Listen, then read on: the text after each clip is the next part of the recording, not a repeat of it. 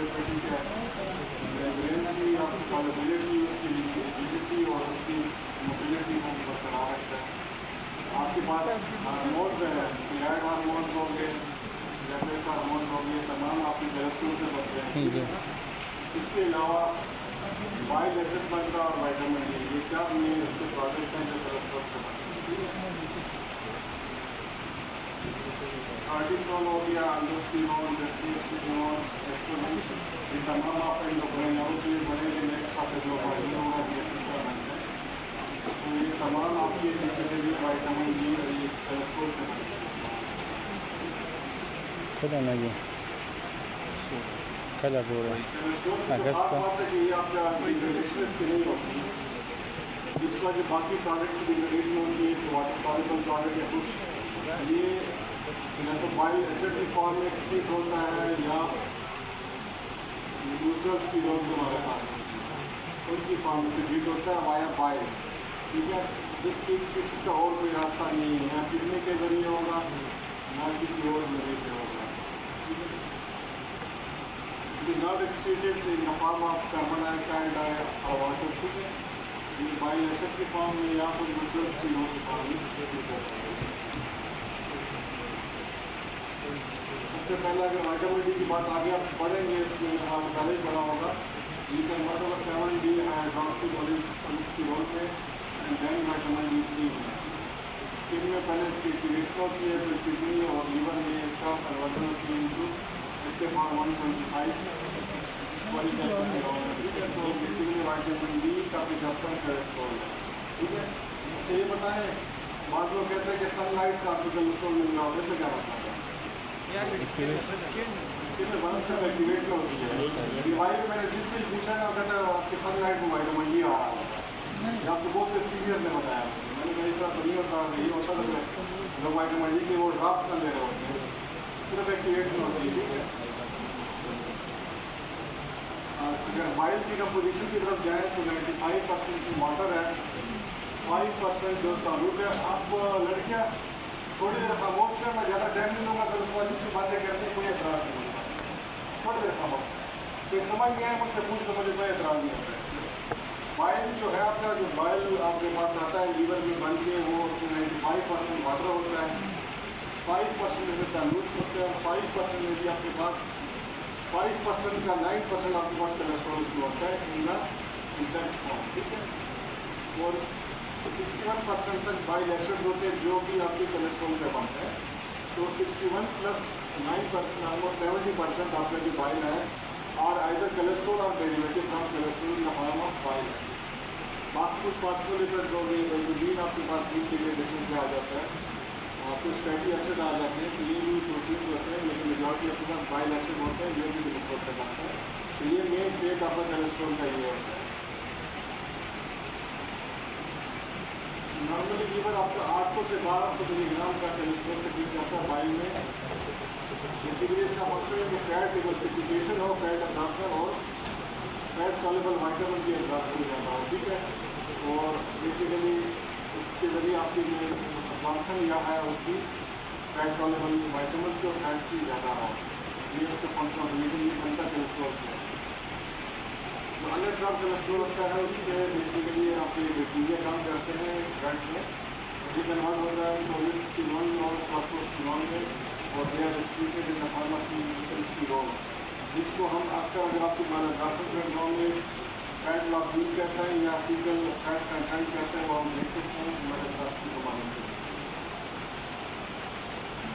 इसके लिए कॉल कर रहा है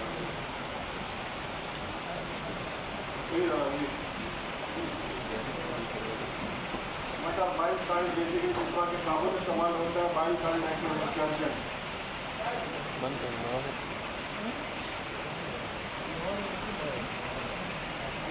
We are subsidized in the liver, stored and concentrated in the gallbladder, and these do not work as a absorption of lipids, cholesterol, fat soluble vitamin, ठीक है। Bile salt का एक बड़ा ही काम होता है, ठीक है। और अगर बाइल सॉल्ट ज़्यादा हो जाए आपकी गट में तो क्या होगा उससे?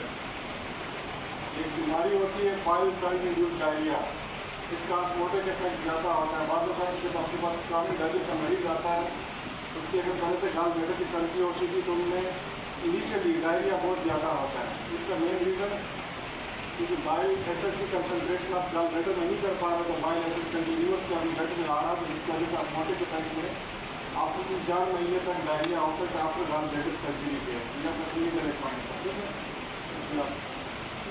डॉक्टर से करनी है लिपिड की कोलेस्ट्रॉल की और fat soluble vitamin D bile salt दो फॉर्म में होता है, या तो एसिडिक फॉर्म में होगा या हाइड्राइड फॉर्म में। ये क्लोरेटेड फॉर्म में हाइड्रोजन है तो उसको बाइल एसिड कहते हैं, और अगर हाइड्राइड फॉर्म में है तो ये बाइल सॉल्ट कहलाता है, ठीक है। क्योंकि यूज करते हैं नॉर्मली इंटेस्टाइन का पीच 7 की तरफ है, तो बेसिकली इसका पीजी 50% इसका आपका बाइल एसिड की फॉर्म में होगा, 50% आपके बाइल सॉल्ट की फॉर्म में होगा। 4 main type of bile acid है हमारे पास। इसमें 24 टोटल होते हैं, 24 कार्बन कंपाउंड है। इनमें से डिफरेंट नंबर है डिविजनल रेडिएशन हाइड्रोक्सी ग्रुप की वजह से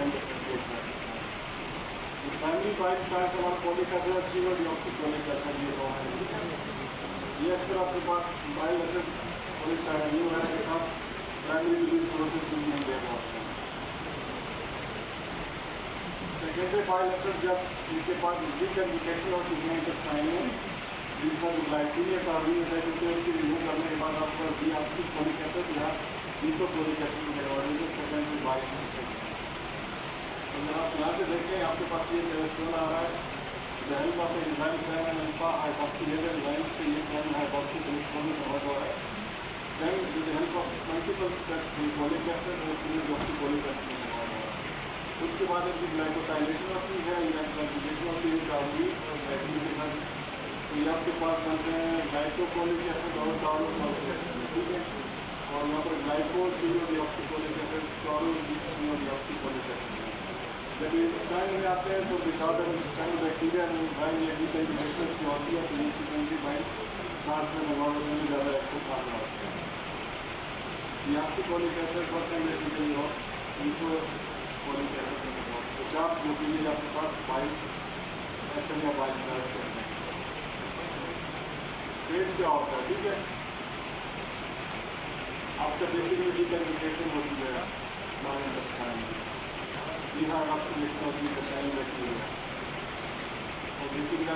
सर क्या आज तबीयत खराब है यार। और उसके बाद बेसिकली आपके पास एक ही मैकेनिज्म जिससे आप इलेक्ट्रॉन ट्रीट कर सकते हैं, लेकिन कुदरत का मैकेनिज्म है कि आपके पास एक चीज़ है गैरोमेटिक सर्कुलेशन। आपके पास जो भी आपके पास बाइल सॉल्ट होते हैं अबाउट 90 to 95% ये खराब हो जाते हैं। विद द हेल्प ऑफ गैरोमेटिक सर्कुलेशन आपके पास दोबारा लीवर में आते हैं, दोबारा सेक्रेट होने के लिए आगे सिर्फ 5% में एक्सक्रीट होते हैं स्कूल हो जाएंगे। ये अगर आप देखें बाइल आपके पास रिलीज हो रहे हैं जो इंटेस्टाइन में फैट एब्जॉर्प्शन जो डाइजेशन करने के बाद ऑलमोस्ट वापस आके से फिर रिलीज हो रहे हैं। जस्ट 5% ही आपका किसी में हो रहा है। यदि ज़्यादा हो तो ये नॉर्मल है, इसका होती है, ठीक है। गैरोमेटिक सर्कुलेशन आप लोगों ने बड़ी है आँख में नहीं पड़ी يعني وقد يغاك يعملها بيزا ولا بيزا का आपके पास बाइल सॉल्ट की 7-अल्फा हाइड्रोक्सिलेज की बनी होती है, या आपके पास जितना कोलेस्ट्रॉल है डायरेक्टली कोलेस्ट्रॉल का उसकी सोर्स पर डिपेंड करता है कितना कोलेस्ट्रॉल है, इसी के मुताबिक बाइल का बनता है। लेकिन रेट रिलेटिव एंजाइम आपके पास 7-अल्फा हाइड्रोक्सिलेज है। फंक्शन क्या बाइल सॉल्ट के है, बेसिकली आपके लोअर सरफेस टेंशन कम कर रहा है, accelerate section of pancreatic islet को ज़्यादा एरिया प्रोवाइड करना ताकि फैट एडिटिंग हो, लिपिड फॉर्मेशन है, production of vitamin percent mobility, choleretic action. ये क्या मुझे बताना आपने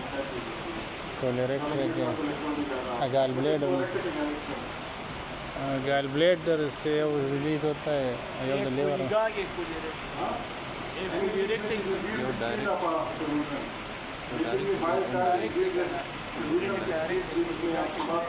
बाइल साइड की मूवमेंट ज़्यादा होती है, तो आपके पास ज़्यादा असर तक ये बाइल साइड स्मॉल इंटेस्टाइन में जमा नहीं होती, आगे मूवमेंट होती है गियर बॉक्स बनाने के लिए। 4 से 5 बार दिन में बाइल साइड नीचे बीचों की 5 बार एहसास होती है। एक साइकिल की दूसरी बीच में ज़्यादा chlorotic action of bile.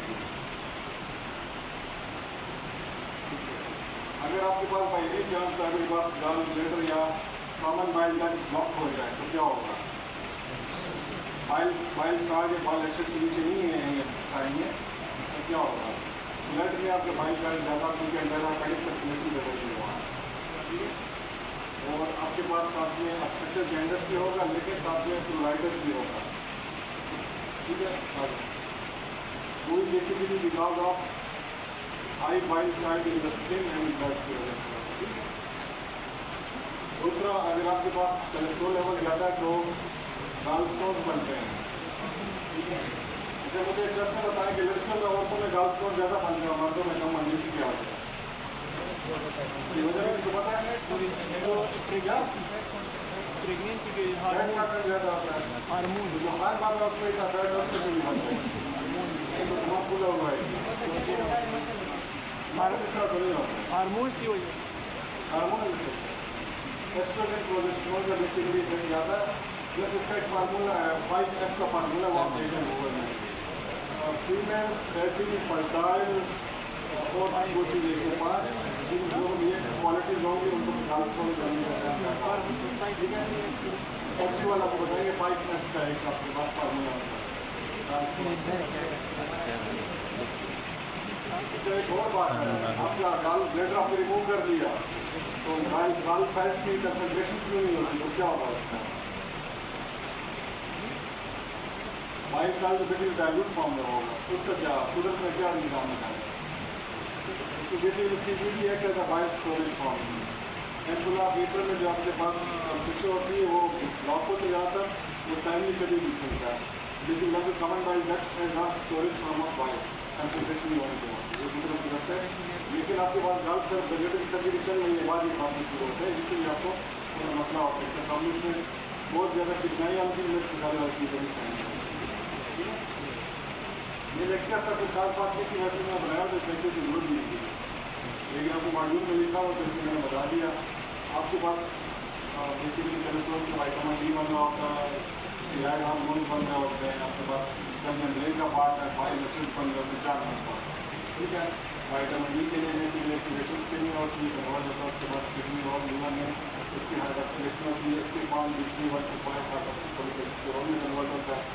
Sex hormone steroid hormone आपको जेनेटिक में आगे बढ़ाएंगे नेक्स्ट मॉड्यूल में, ठीक है। बाइल साल बनते हैं बेसिकली हाइड्रोक्सिलेशन लाइन के जरिए दो मतलब प्राइमरी बाइल साल का जो सेकेंडरी है सेकेंडरी में पहले तो प्राइमरी में कंजुगेट होती है ग्लाइसिन एंड कार्बोनिल के साथ उसके बाद जब बाइल इंटेस्टाइन में जाते हैं टी कंजुगेशन और डी हाइड्रोक्सिलेशन होती है तो सेकेंडरी फॉर्म का नोटिस भी जाता है एक्टिव फॉर्म में उसको उसके लिए सर्च में जाता है, ठीक है। बाइल का जो मल्टीपल काम है इसमें फैट्स की अथॉरिटी के लिए इलेक्ट्रिफिकेशन है मिसल फॉर्मेशन के अलावा आइटम फैट्स और आइटम की सबसे ज़्यादा करनी है तो इसकी सर्कुलेशन के लिए 95% बाइल का आपके लिए खराब हो जाते हैं जरूरी होते हैं, ठीक है। अगर आप ये साफ नहीं करेंगे या फिर वो ऐसा इशू आपको आ रहा है, ठीक है, आपको बाइल एसिड डायरिया कहते हैं तो बाइल एसिड डायरिया बहुत कॉमन होता है। ऐसे लोग जिनकी सर्जरी हो चुकी है बेसिकली ब्लड को वो टुकड़ा में काटन जाते हैं जिसमें खांसी होने लगी चीज़ें ब्लड करना होती है उन लोगों को बाइल एसिड डायरिया चलता है उसको बाइल एसिड की डिस्टेंस और इस्तेमाल करते हैं पैसे प्रोवाइडेड होते हैं जिसको हम इस्तेमाल करके बाइल एसिड की बेसिकली पॉजिटिव इफेक्ट बन जाता है तो ये आपको याद रखें। प्लस अगर आप बाइल एसिड लेवल जैसे जाके कोलेस्ट्रॉल लेवल काफ़ी ज़्यादा होता है अगर आपकी basically ratio of concentrated bile acid और कोलेस्ट्रॉल लेवल कम हो तो गालस्टोन बनने का चांस ज़्यादा होता है। गालस्टोन बेसिकली कोलेस्ट्रॉल कम होता है जबकि किडनी स्टोन आपके पास लेट हो सकता है कैल्शियम और हार्ट स्टोन ये सॉफ्ट होते हैं, ठीक है। लेकिन मसले बहुत करते हैं क्योंकि आपको एक्यूट कोल्सिस्टाइटिस हो सकता है यानी कोल्सिस्टाइटिस ब्लड में जो सबसे नेचुरल एंजाइटिस होता है जब आपका ये अगर वो नीचे मुँह पर उसकी पीढ़ी के जरिए अगर आपके पास पैंक्रियाज में आ जाए तो पैंक्रियाटिक इंस्टॉलेशन कर सकता है जो कि लाइफ साइकिल में मिलता है, ठीक है। इसलिए एक्यूट और क्रॉनिक एंजाइटिस होता है तो उसको ठीक करना बेसिकली आईसीयू नहीं होता है। आपकी क्लास में यस सर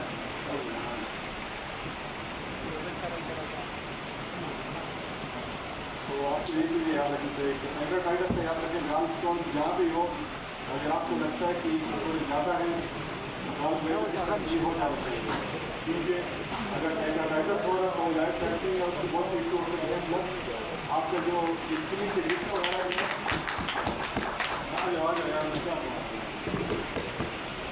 कंडीशन भी आपके पैंक्रियाज में हो सकती है। अगर आपको स्लिप पैंक्रियाटाइटिस है तो लॉन्ग रन में आपको डायबिटीज भी हो सकता है। अगर एक्स्ट्रा पैंक्रियाटिक क्वेश्चन के बारे में बात नहीं जा रहा। यस यस सर कौन जाते लेगा छुट्टियाँ